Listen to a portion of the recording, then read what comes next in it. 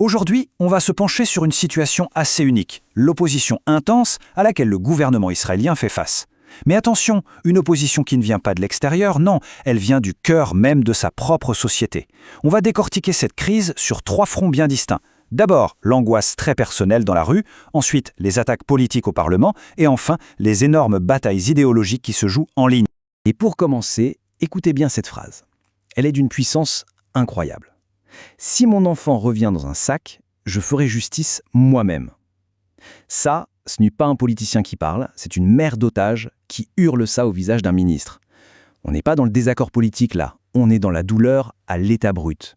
Ça capture parfaitement la pression émotionnelle presque explosive qui est en train de monter à l'intérieur du pays. En fait, cette crise, elle se joue sur 3 fronts en même temps, qui sont tous liés. Ce schéma le montre bien. Vous avez le cri de l'intérieur, qui représente l'angoisse des familles, puis l'acte d'accusation de la Knesset, qui illustre la fracture politique, et enfin le jugement du monde, c'est-à-dire le débat mondial. Chacun de ces fronts met une pression énorme, et c'est justement leur convergence qui rend la situation si critique. Allez, on plonge dans le premier front, le cri de l'intérieur. Ici, on ne parle pas de concepts abstraits ou de papier politique. Non, on parle d'un combat viscéral, désespéré, mené par les familles des otages pour la vie de leurs proches. Essayez d'imaginer la scène, des familles qui bloquent des bâtiments du gouvernement, qui interpellent des ministres en pleine rue.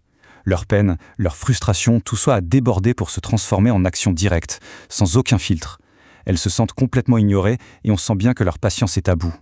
Pour elles, ce n'est plus une simple manifestation, c'est une question de vie ou de mort. Alors qu'est-ce qu'elles demandent concrètement ? Eh bien leurs objectifs sont d'une clarté brutale. D'abord, la vérité.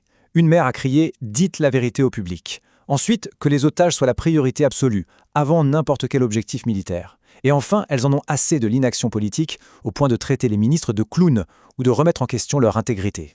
Voilà pour ce qui se passe dans la rue. Maintenant, pour notre deuxième front, on change complètement de décor. On passe de ces cris du cœur à une attaque politique bien plus formelle, qui se joue à l'intérieur même du Parlement israélien, la Knesset.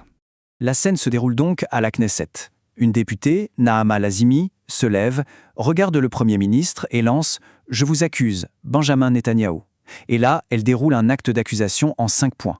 Attention, ce n'est pas un discours d'opposition classique, c'est une mise en accusation en bonne et due forme, qui présente les actions du gouvernement comme une série d'échecs graves. Décortiquons un peu ces 5 accusations. On est bien au-delà de la petite politique. La première, c'est une accusation directe. L'échec du 7 octobre serait le résultat d'une politique délibérée, allant jusqu'à dire que le gouvernement aurait financé le Hamas. Les suivantes sont encore plus larges. La division du pays, la corruption qui gangrène tout, et surtout, en écho direct au cri des familles, l'abandon des otages. C'est un réquisitoire structuré qui vient du cœur même du pouvoir. De la Knesset, on bascule sur notre 3e et dernier front, la guerre idéologique, féroce, qui se déroule en ligne. Là, le débat dépasse la politique. On entre dans la définition même du conflit sur le plan moral et juridique. Au centre de ce débat en ligne, il y a un concept, les 10 étapes du génocide. Alors là, c'est vraiment un point crucial à comprendre. C'est un outil d'analyse développé par des universitaires pour étudier des événements passés, comme la Shoah ou le génocide rwandais. Ce n'est pas une définition juridique, attention. Mais sur Internet, ce cadre est utilisé pour argumenter, et comme on peut s'en douter, ça donne lieu à des échanges d'une intensité folle. Alors voilà comment ça se passe, concrètement. C'est un ping-pong permanent. D'un côté, une accusation basée sur une des étapes, par exemple la déshumanisation. Certains pointent les mots « animaux humains » utilisés par un officiel. De l'autre côté, la réfutation arrive directe. Ce n'était pas une référence à l'ethnie, mais à la conduite du Hamas. Autre exemple, l'extermination. Le nombre de morts est avancé comme preuve. La réponse, les avertissements avant les frappes sont incompatibles avec une intention génocidaire. On voit bien à quel point le débat est polarisé. En fait, le cœur de l'argument contraire, c'est que beaucoup d'actions qui sont interprétées comme des signes de génocide sont, de ce point de vue, des pratiques de guerre certes brutales, mais standards. L'idée que l'on prévienne les civils par téléphone ou par tract est vue comme une contradiction fondamentale avec l'intention d'exterminer. D'autres avancent des arguments statistiques, en disant que le ratio de civils tués par rapport aux combattants, bien que terrible, serait en fait bas pour ce type de guerre urbaine. Et cette image, elle résume tout à la perfection.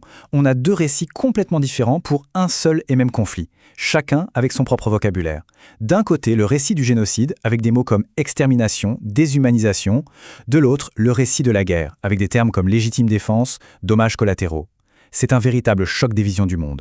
Alors quand on assemble toutes les pièces de ce puzzle, le personnel, le politique, l'idéologique, on commence à voir une image très claire se dessiner. Celle d'une nation qui est à un tournant, confrontée à des divisions internes d'une profondeur immense. Ce qu'on vient de voir, c'est une sorte de tempête parfaite. Ce n'est pas une crise sur un seul front, mais bien une bataille sur 3 fronts en même temps.